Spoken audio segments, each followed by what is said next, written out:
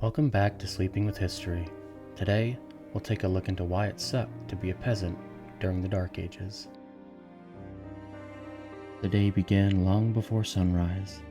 A peasant's world woke to the sound before light, the shuffle of bare feet on packed dirt, the soft cry of a hungry child, the heavy exhale of an ox shifting in its stall. There was no alarm clock, and there wasn't any comfort in waking, only duty. In medieval Europe, nearly 9 out of 10 people lived this way. Peasants, bound to the rhythm of the land. If you were born poor, you stayed poor. If your father was a serf, so were you. The line between life and death wasn't drawn by courage or ambition.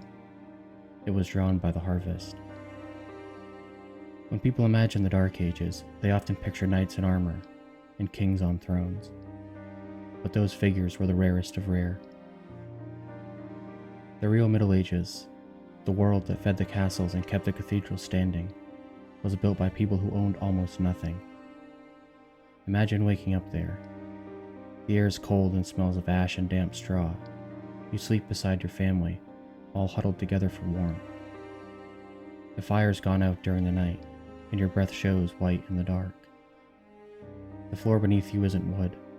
It's dirt, packed tight by years of footsteps. You don't have a mattress, only a sack of straw that needs changing before the lice gets bad again.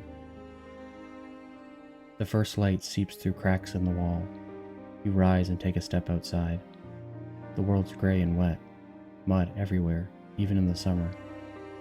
There's no silence here. Chickens squawk, pigs grunt.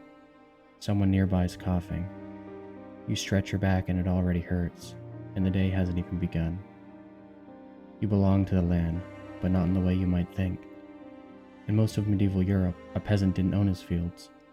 He worked them for a lord, the owner of the manor, and paid for the privilege through labor, crops, and obedience. The law said the land and everything on it, including you, were part of the estate. You can't leave without permission.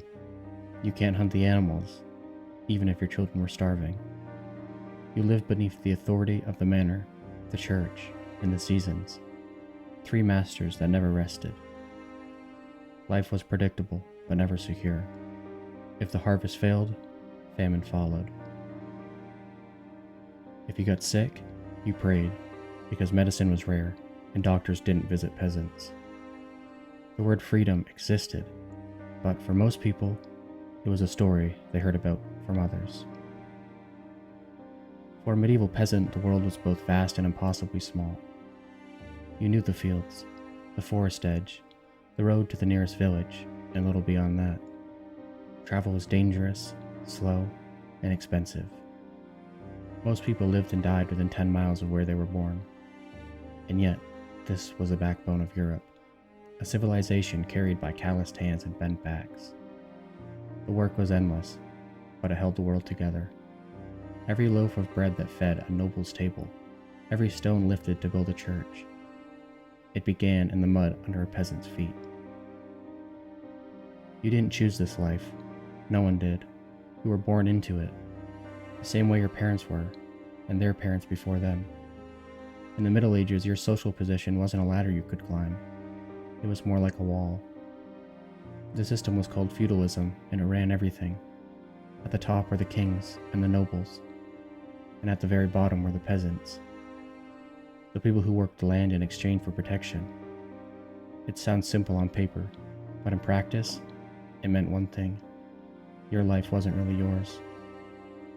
If you were a serf, you were legally bound to your lord's land. You couldn't leave the manor without his permission. You couldn't marry outside it. If you tried to run, you'd be dragged back and punished. Not because you'd broken a moral law, but because you were property that had wandered off. Every week revolved around work. You owed your lord labor services, usually 3 days a week on his fields, sometimes more during harvest season. The rest of your time, you worked your own small strip of land, a few narrows, furrows, and a larger open field system that stretched across the village. You didn't get to decide what you planted. That was set by tradition and the Lord's needs. The tools were primitive, wooden plows, iron-tipped if you were lucky, pulled by an ox. The soil was rough and the work was endless. If you broke the plow, you fixed it with whatever scraps you could find. You didn't have spare parts, and buying new ones meant traveling to the market, which could take days and cost more than you'd earn in months.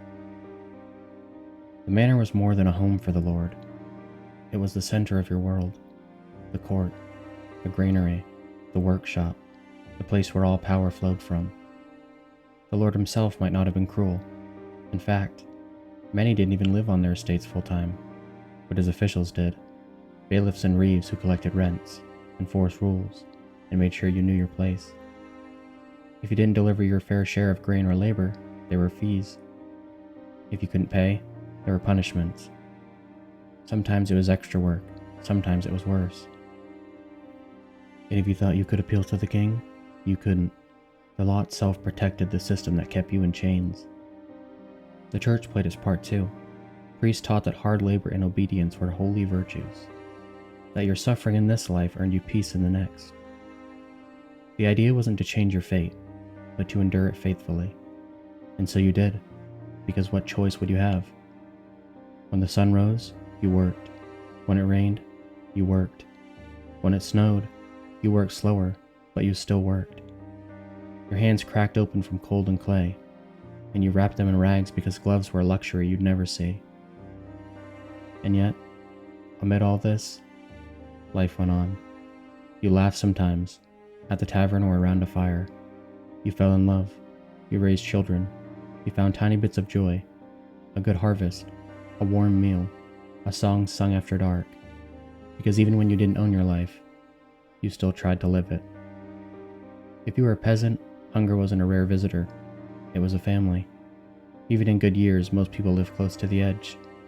A bad harvest, cold spring, too much rain, that was all it took to tip a village into famine. You ate what you could grow: barley, rye, oats, coarse grains that filled the belly but offered little else. Your bread was heavy, dark, and sometimes mixed with ground beans or acorns to make it. If you had meat, it was probably salted pork, maybe once or twice a week if you were lucky. Most meals were a thin stew called pottage, vegetables, water, and whatever scraps you had left. You didn't throw food away. Even moldy bread got boiled down and eaten. If you were truly starving, you might grind up bark or roots just to quiet your stomach. During Lent and other holy days, the church forbade eating meat. That might sound like a sacrifice, but for peasants, it wasn't much of a change. You couldn't afford meat anyway. The church loomed over every part of life. It told you when to work, when to rest, when to fast, when to marry, when to confess. Every Sunday you owed time to prayer. Every year you owed tithes, 1/10 of your harvest, livestock, or income, paid directly to the church. If you didn't give, you risked your soul, or at least that's what you were told. And yet the church wasn't just fear and taxes. It was the one place that promised something better: heaven. It gave you a framework for your pain. When your crops failed or your child got sick, the priest told you it was God's will, and that endurance was holy. The church didn't remove suffering, it justified it, and for many peasants that was enough to keep hope alive. Still, life under faith was never equal. The same church that preached humility built cathedrals of stone while peasants prayed in wooden chapels. Priests drank wine from silver cups while the faithful drank weak ale from clay mugs. You worked the land, but you also built it, one miserable day at a time. Your hands carried centuries of soil, and your back bore the weight of everything above you. Your home was a single room, maybe two if you were lucky. The walls were woven sticks plastered with mud and dung. The roof was straw. It leaked in the rain and smoked when you cooked.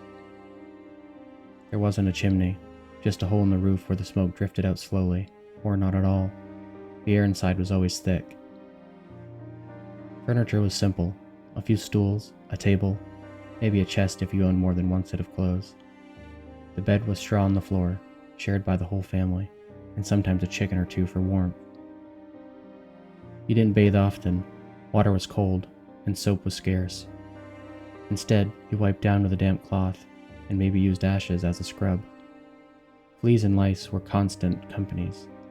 Everyone smelled like smoke, sweat, and the earth. But so did everyone else, so no one cared. Illness was a part of life. The common cold could kill.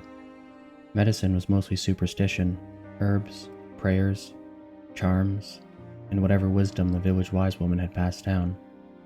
You didn't expect to live long. If you reached 40, you were considered old. Children were a blessing, but also insurance.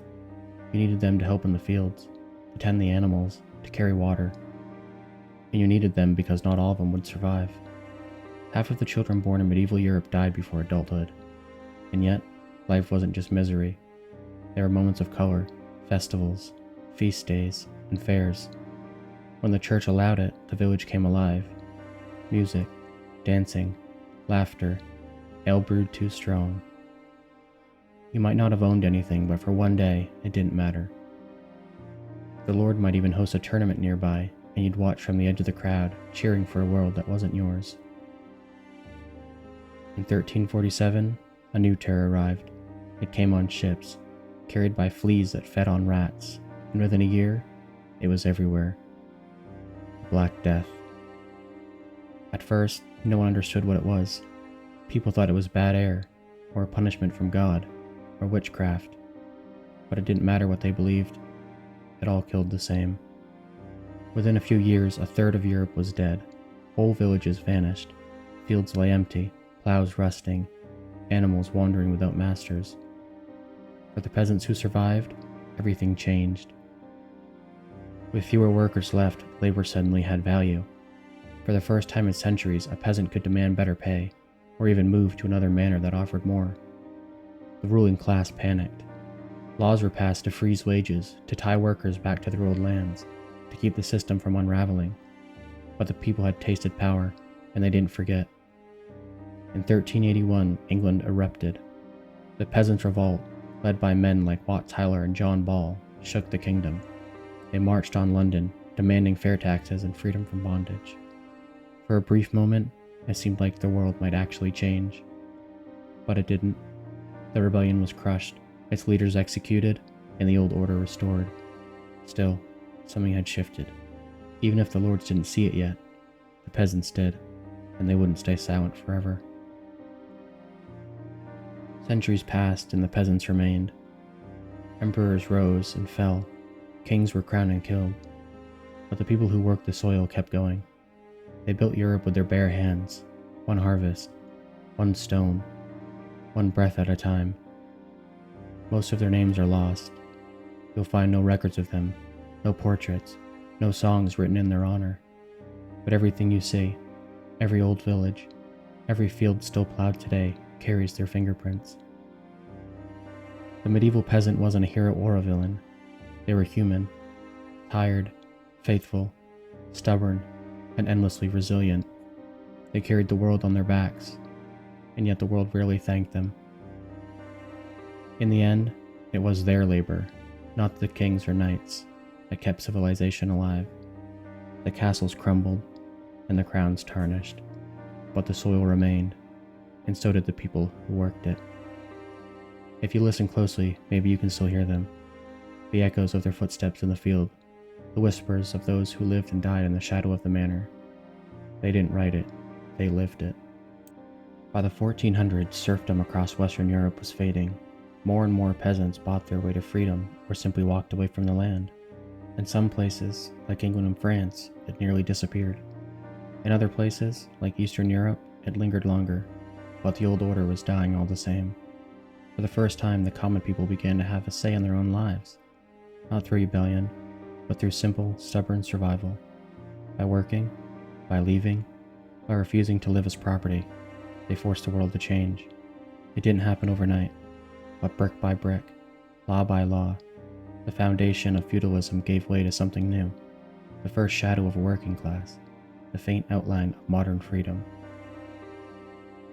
The peasants had spent centuries bowed under the weight of the world. Now, finally, they were standing up. If you listen closely, maybe you can still hear them, the echoes of their footsteps in the fields, the whispers of those who lived and died in the shadow of the manor. They didn't write history, they lived it. The story of the medieval peasant didn't end in their lifetime. Their work, their survival, became the foundation of everything that came next. When cities grew, they were built by the descendants of those same farmers. When trade revived, it was their hands unloading the ships.